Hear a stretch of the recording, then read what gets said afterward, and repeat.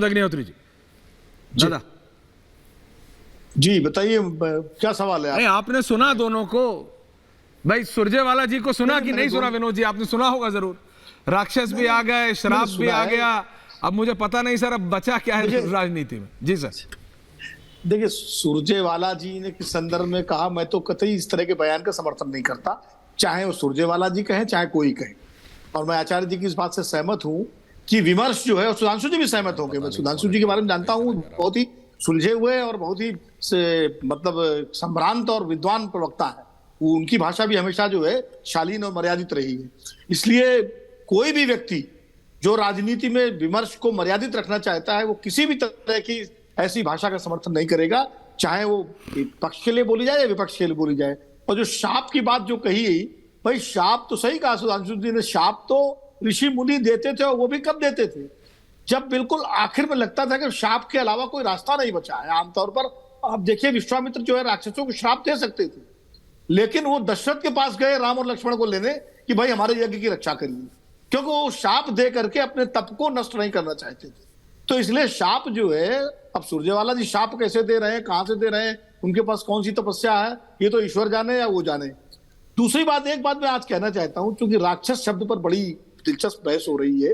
दरअसल राक्षस का जो आम धारणा में जो आम मत है, वो तो दुष्ट और एक तरह से नकारात्मक है पूरी तरह से।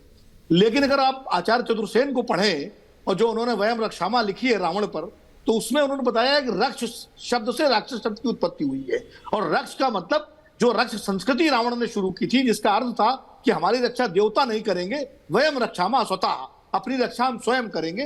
तो जो रक्ष असी, जो स्वयं रक्ष के लिए, रक्षा के लिए तैयार होते हैं, वो राक्षस कहलाते थे। अब वो चूंकि राक्षस बाद में यज्ञ विध्वंस करने लगे और तमाम सारे गलत काम करने लगे, तो उनकी एक नकारात्मक छवि हो गई, और उसी संदर्भ में अब राक्षस का प्रयोग होने लगा। तो इसलिए उस नाते ये बयान उनका उचित कतई नहीं है, और मुझे लगता है आचार्य जी ने स्थिति स्पष्ट कर दी है।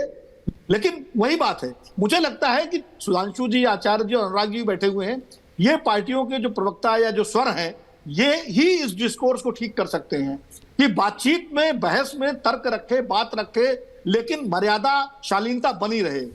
अनुराग जी सही कहा आचार्य जी ने, कई प्रवक्ताओं को मैंने देखा वो बार बाला के संबोधित करते हैं सोनिया जी को। अब वो कई बार इस पर झगड़ा भी हुआ, तो क्या जरूरत है सब कहने की किसी को? या और अब वो एक भाजपा के एक नेता थे, वो कहते थे कि सीता जब मर्यादा लक्ष्मण रेखा लांघ जाती है तो रावण तो उसका हरण करेगा ही।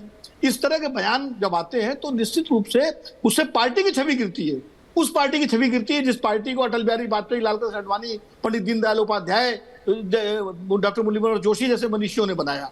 या कांग्रेस पार्टी का नेता को इस तरह की बात करता है तो जवाहरलाल नेहरू, इंदिरा गांधी, राजीव गांधी या और तमाम सारे जो महान नेता जो कांग्रेस पार्टी से जुड़ रहे हैं, उस पार्टी की छवि गिरती है। इसी तरह समाजवादी पार्टी के लिए भी मैं कहूंगा। तो मुझे लगता है अपने कम से कम पार्टी, अपने राजनीतिक पुरखों और वैचारिक पुरुषों का ध्यान रखते हुए प्रवक्ताओं को और नेताओं को अपनी भाषा की मर्यादा की रक्षा करनी चाहिए। Point taken sir.